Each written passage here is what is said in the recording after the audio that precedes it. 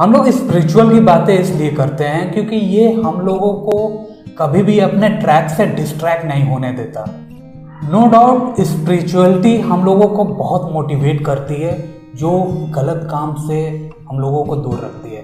आज का जो दोहा है वो बहुत इंपॉर्टेंट है, इसको गौर से सुनिएगा। दोहा आपके स्क्रीन पर है। समय समय बलवान है, नहीं पुरुष बलवान। काबे अर्जुन लूटियो, वही धनुष वही बाण। ये जो दोहा है इसका अर्थ आपको बताते हैं, ध्यान से सुनिएगा। इस दोहे में क्या कहा जा रहा है कि समय समय बलवान है, नहीं पुरुष बलवान। काबे अर्जुन लूटियो, वही धनुष वही बाण। जब भगवान श्री कृष्ण अपने शरीर का त्याग करके परम धाम को चले गए, तब अर्जुन को राह चलते काबा डकैतों ने लूट लिया। और सब कोई जानता है कि अर्जुन एक महारथी थे, गांडीवधारी थे, एक पराक्रमी थे। और जब काबा डकैतों ने उन पर हमला किया तो उनके वो धनुष, बाण, दिव्यास्त्र सब धरे के धरे रह गए। समय देता है तो सब कुछ देता है, और लेता है तो सब कुछ ले लेता है इंसान से। इस दोहे को किसने लिखा मुझे ये पता नहीं है, बट मैं गुजरात के ट्रिप पे जब गया था तो वहां द्वारिकापुरी में एक गोपी मंदिर पड़ता है। उस गोपी मंदिर में जब मैं गया तो गोपी मंदिर की दीवार पे ये दोहा लिखा हुआ था। मैं जब भी जाता हूँ ट्रिप पे तो मैं नॉलेज इकट्ठा करता हूँ। हम लोग जब भी ट्रिप पे जाते हैं तो चीजों को देखते हैं, स्टडी करते हैं, ऑब्जर्व करते हैं। जब मैंने इस दोहे को पढ़ा तो ये दोहा मुझे बहुत ही यूनिक लगा। ये जो दोहा है इसके बारे में एक छोटी सी भगवान श्री कृष्ण और अर्जुन से जुड़ी हुई एक वाक्य है जो मैं आपको सुनाता हूं कि जब भगवान श्री कृष्ण शरीर छोड़ने वाले थे उससे पहले उन्होंने आदेश कराया था कि अर्जुन से कह दीजिए जाकर कि वो द्वारिका के जितने भी लोग हैं, गोपियां हैं, उनको लेकर अपने राज्य में चले जाएं। अर्जुन गए लेने। और भगवान श्री कृष्ण ने ऐसा क्यों कहा था? क्योंकि जैसे ही वो शरीर छोड़ते तो पूरी द्वारिका नगरी समुद्र में समा जाती।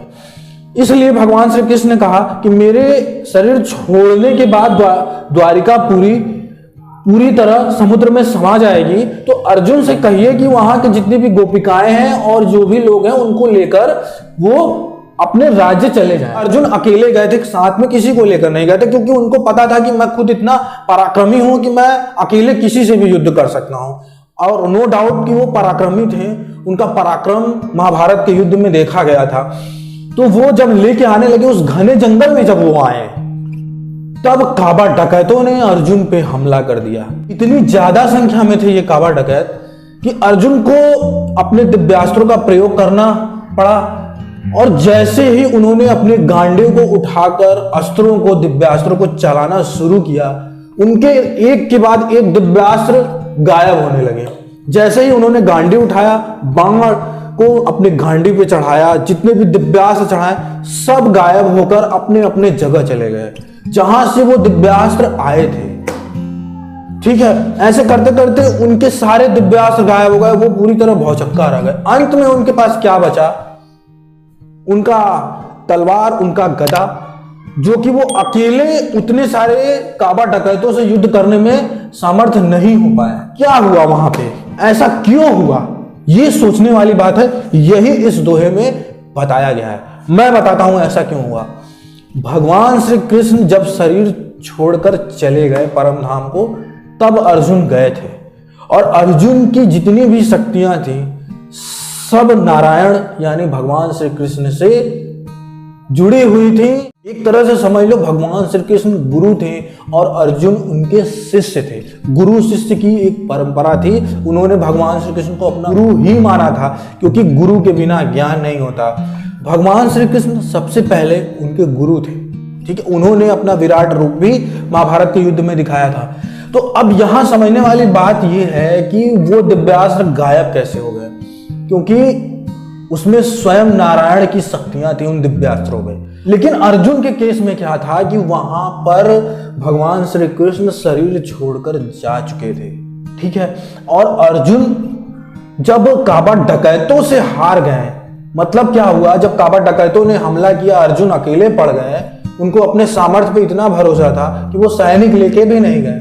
बट जब वो हार गए काबा डकैतों से, तो रोते हुए या विलाप करते हुए वेद व्यास के पास गए।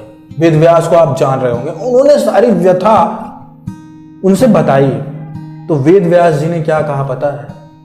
ये ऐसा ही होना था, और भगवान श्री कृष्ण शरीर छोड़कर परम धाम को जा चुके हैं। ठीक है। तो जब ये बात अर्जुन को पता चली तो उनको बहुत गहरा सदमा लगा, और वो पांचों पांडव भी कुछ